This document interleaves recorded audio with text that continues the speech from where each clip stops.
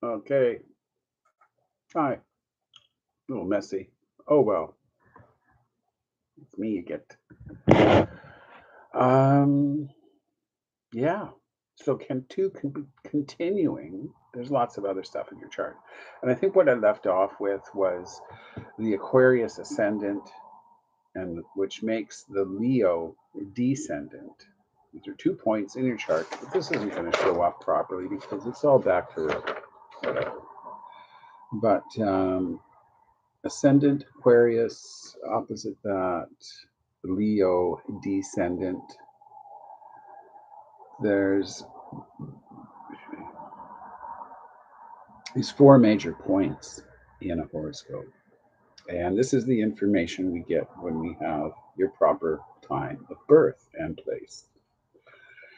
And what it shows is that we know you're born like around 11:30 or whatever, late at night, um, before midnight.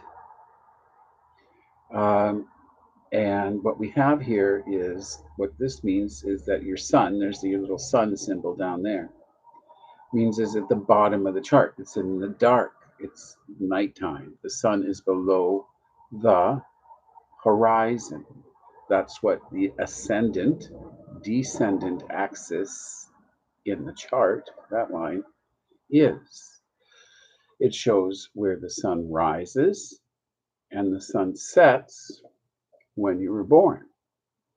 So when you're born late at night, like down there, the sun is down there under us where we stand on the earth.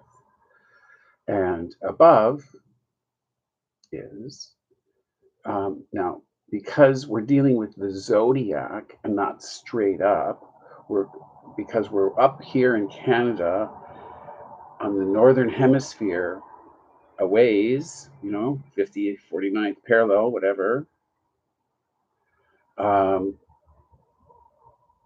the sun and moon and all the planets really go in an arc from east to west, but sort of to the south of where we are in Canada.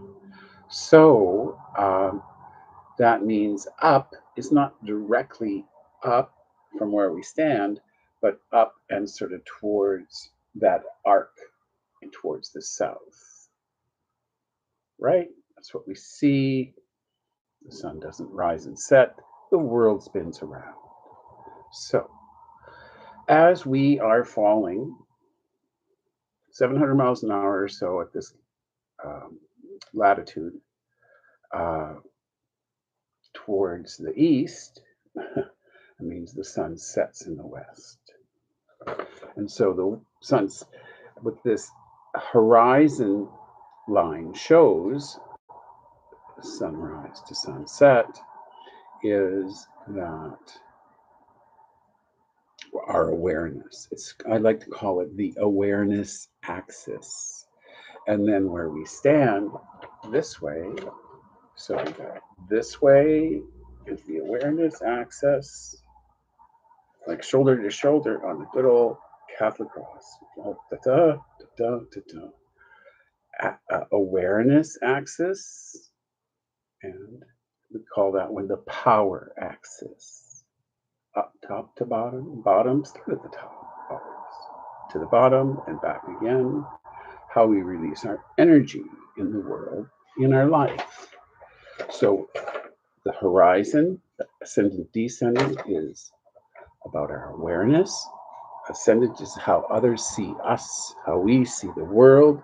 And then the descendant tells us a lot about close relationships that we establish. We like to establish relationships. We like to have a little drama. We like to have a little creative expression. We don't want to hold back. We want to be able to be at ease enough to sort of express our feelings and our lifestyle unabashedly and without judgment. And that's Leo kind of relationships.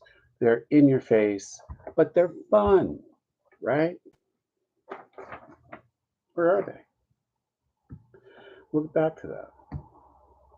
Um, and then the nadir descendant, or yeah, nadir midheaven, up midheaven. So bottom to top. The bottom is sort of where we stand, where we get our strength, where we get draw power up from, our home, our place in the world. To where we go up is sort of our career and how we express our energy. Career. Think of career, let's just spell it care dash ER instead of CAREER, career, CARE dash ER, carer. What we're doing in the world as a carer. So we're going to look at that too. Um, Now, one of the first things we notice in your chart is you have this group of three, Mercury, Moon, and Venus, all in your fourth house in Gemini. This says a lot about, says you're a hyper emotional person, you're very emotional. And this four is about, fourth house is about home, family, history, endings. Your brother's passing is probably indicated here by Mercury and Moon in fourth house. Um, your Moon square Mars says a male influence and sadness that way too. But that comes on other levels too. We're going to get back to that. There is a kind of these three. The Moon is so much. It's about mother. It's about family. It's about emotions. It says, well, another thing it says is that you want to have a family, that you want to be a mom because you think you could be good at it, and you probably will do that. I mean, heck, you still got 10 years. Don't be in a rush. Also, there's a.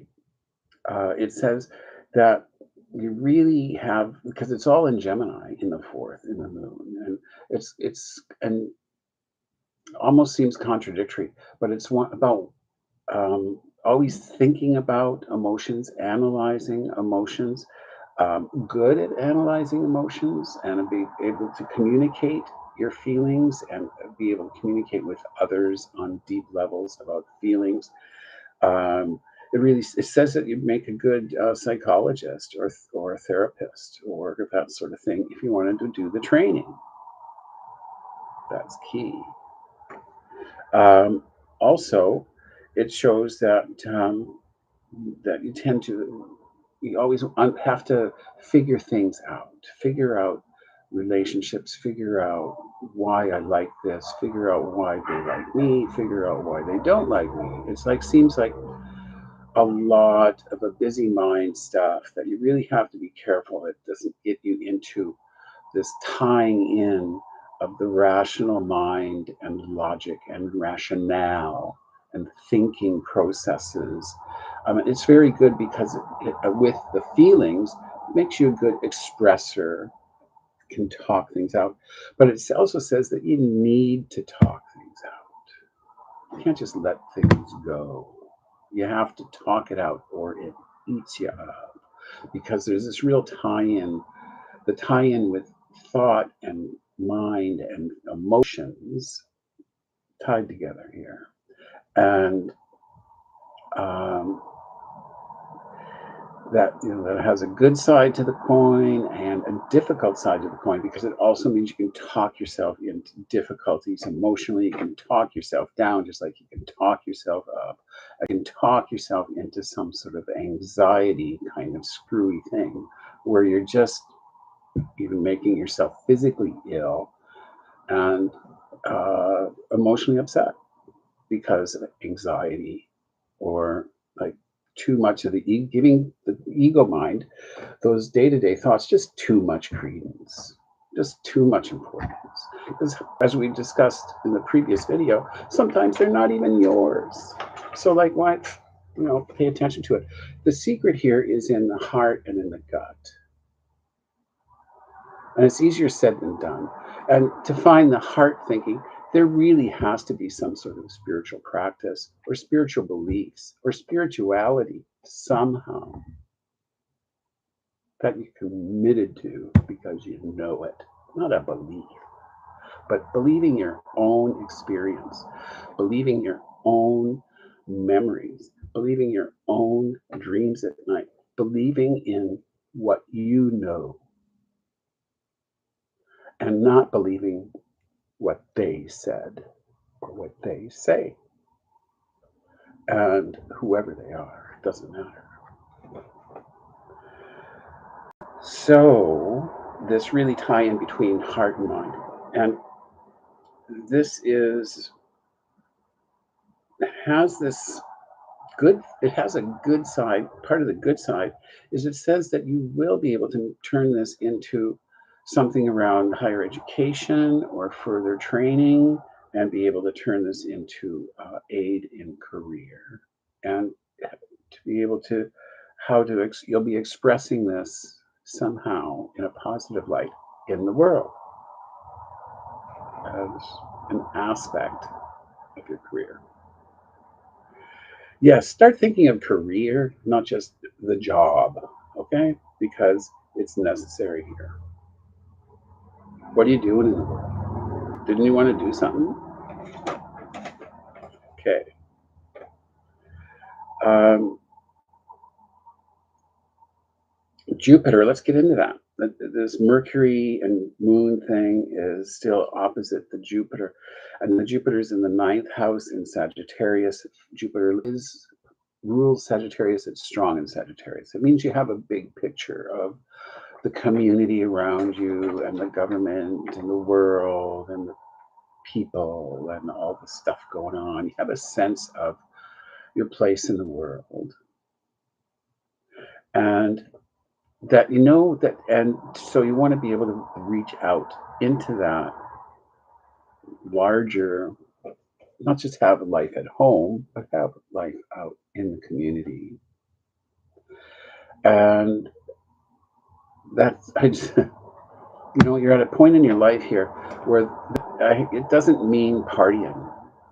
It doesn't mean, it means doing something in the world. And it doesn't mean impressing friends. It doesn't mean any of that immature nonsense, immature stuff, right? It's about what do you want to do in the world.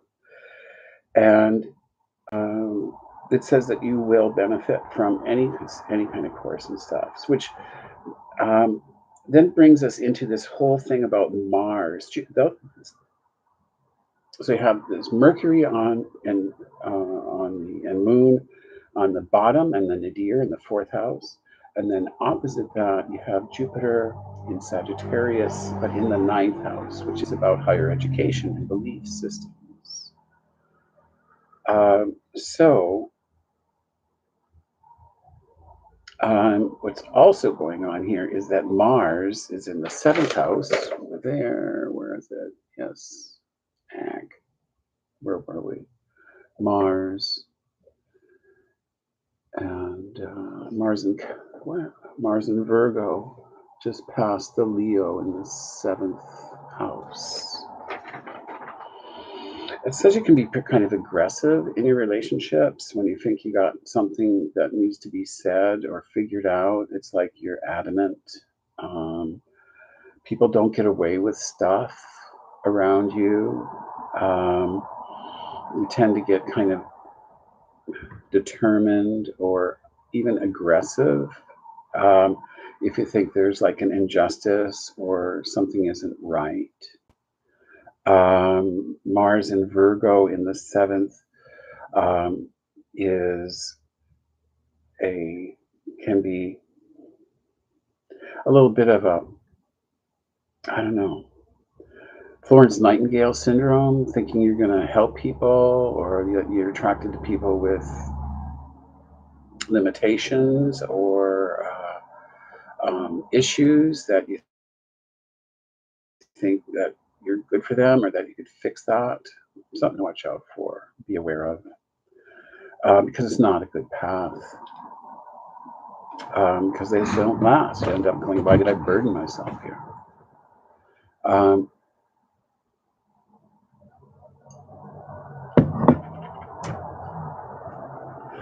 there's a another thing though is this Mars thing is this idea of kind of violence or difficulty around. This calls back kind of this idea of the passing of your brother, the tragic passing of your brother, but it also says that there was aggression towards you or in your family home when you were little.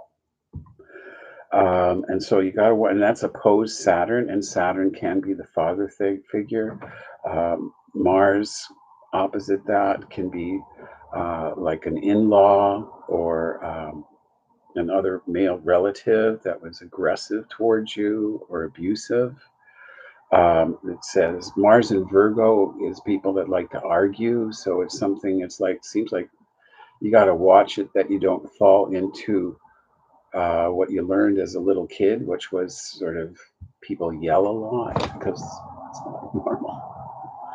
Um, and yelling as a way to kind of, if you're really engaged, be careful.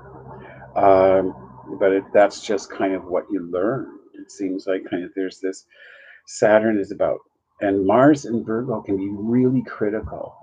So it's like you have to be careful of being hypercritical of yourself because that's almost like something that you learned. That it seems like a lot of criticism rather than positive reinforcement for good behavior. It looks like nar nar kind of uh, child training on you, discipline and criticism. It doesn't look good. It doesn't look conducive to happy.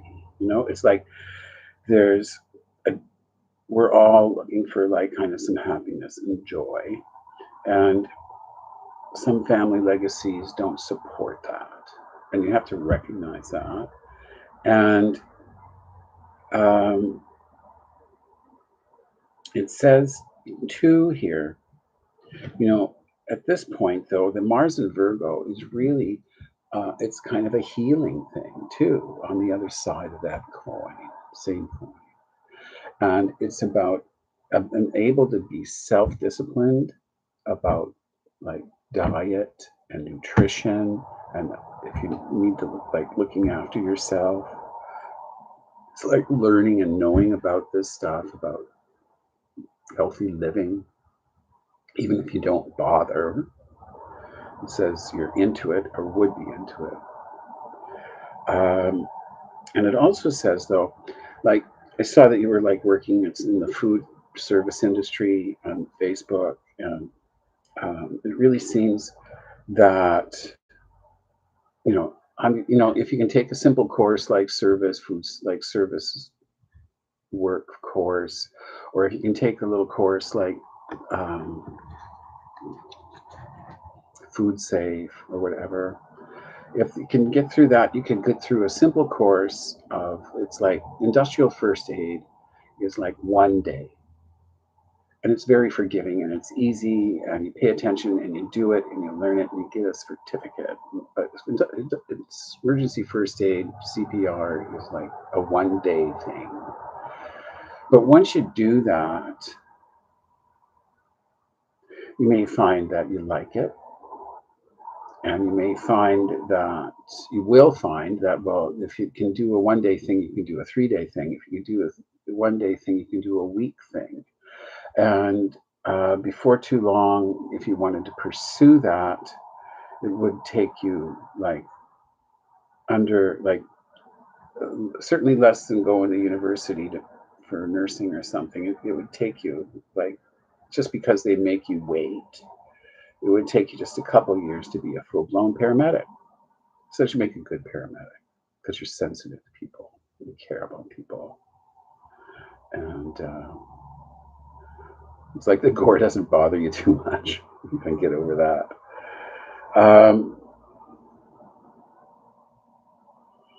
So there, we got a career suggestion because the suggestion of Sagittarius on the 10th house and Cancer on your sun sign on the 6th house Both of these suggest, well, certainly the Cancer on the sixth house suggests caring, kind of sensitive work, which could be counseling, but maybe you don't have to start there. You don't have to start by thinking, I'll never get into freaking university and be able to be a counselor. I'm not, don't, doing 6 years of freaking university is maybe unrealistic. You have to have goals that are right in front of you for them to succeed. So maybe one day first aid course, CPR course, and take it from there. Because in Jupiter and Sagittarius is really good connections, good teachers, uh, good job opportunities, a little good fortune comes your way when you get yourself in a position where you have a little certificate that you're waving and finding work and jobs. Um, this Mars and Virgo, yeah, we talked enough about that stuff, but it is opposed to Saturn.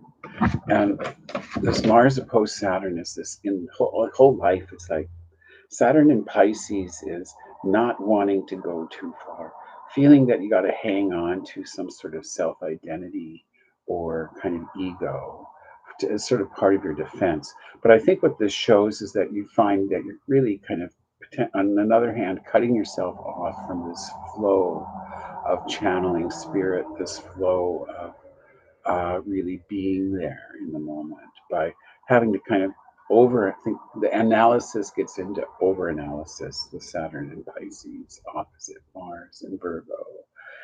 And it says that you really kind of, that there's this quality of self criticism too much, that there's this kind of a feeling of I need to limit myself, I need to control myself.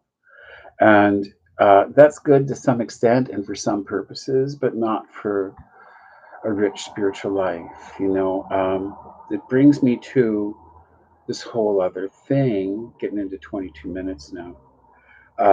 We didn't mention uh, Uranus and Neptune, both in late Capricorn, conjunct in late Capricorn.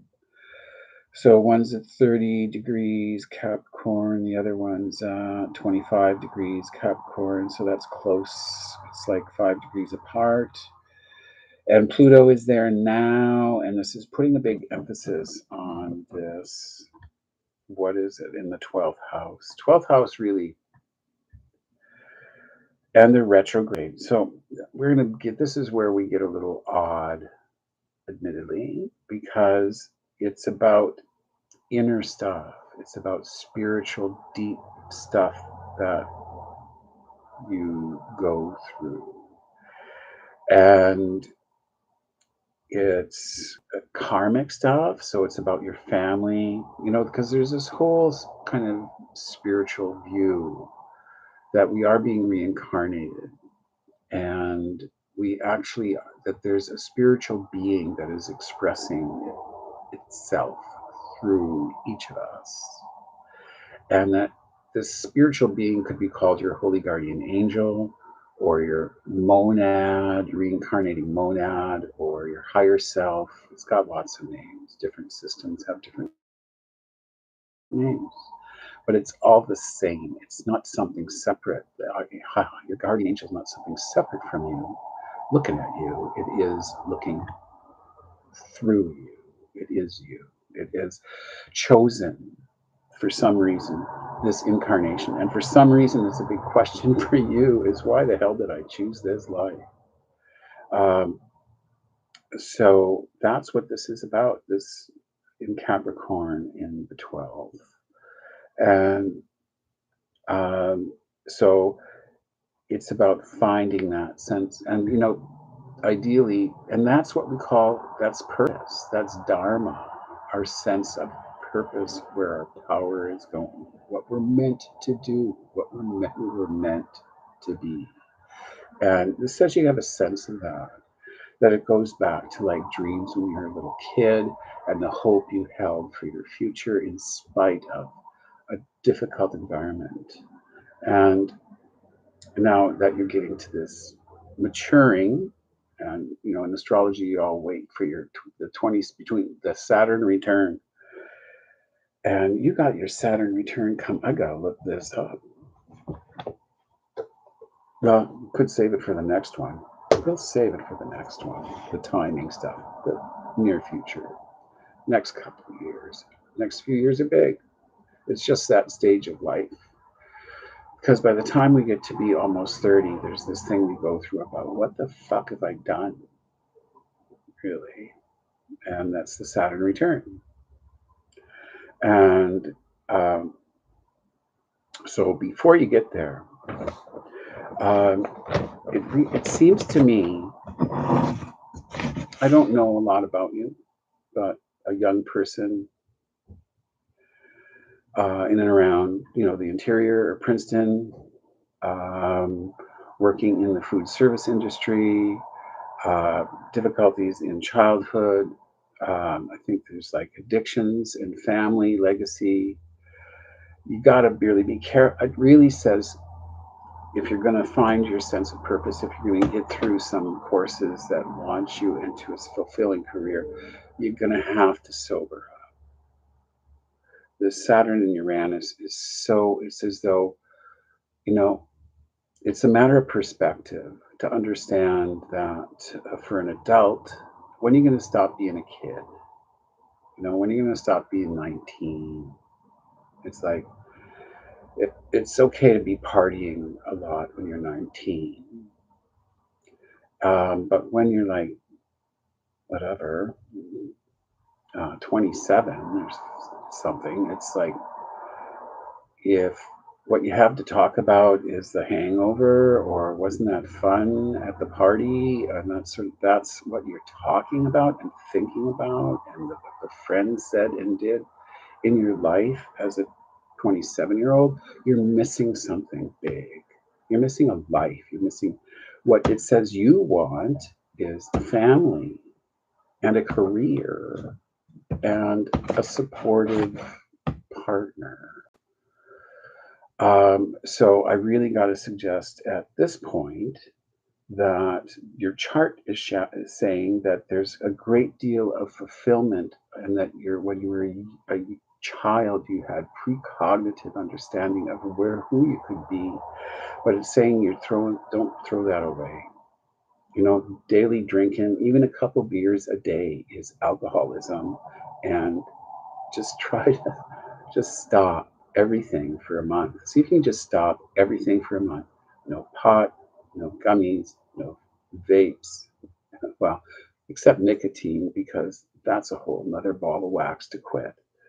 It's like really bad. So, but if you can stop drinking for a month and pot, and just stop and give it a go, try it. You'll like it. Eventually, you'll like it. Eventually, you'll be thinking of higher things, of bigger things, of being happier.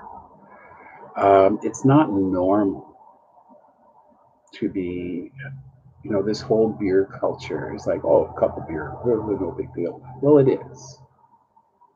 I still work, I'm 68, I still work in I'm working in medical transport now. And when I was working for the Kool-Aid housing the homeless, I would see people my age 10 years ago that they're going to the home at 60 or less because of alcohol induced Alzheimer's, basically, dementia. And they look pretty rough, you know? They look like they've been in the California sun all their lives, and they haven't. They've just been, a couple beer a day, maybe smoking, I'll quit later. Now's the time you got to get serious about that, or you're going to miss out on your dreams. So this sounds harsh, but people are still happy to some extent, being complacent and with daily drinking into their 50s or what have you, or not being able to quit cigarettes, and then they have whatever, a shorter life. a shorter, less active, less fulfilling life. So, yikes! It's you gotta give it a go. You're not 23 anymore.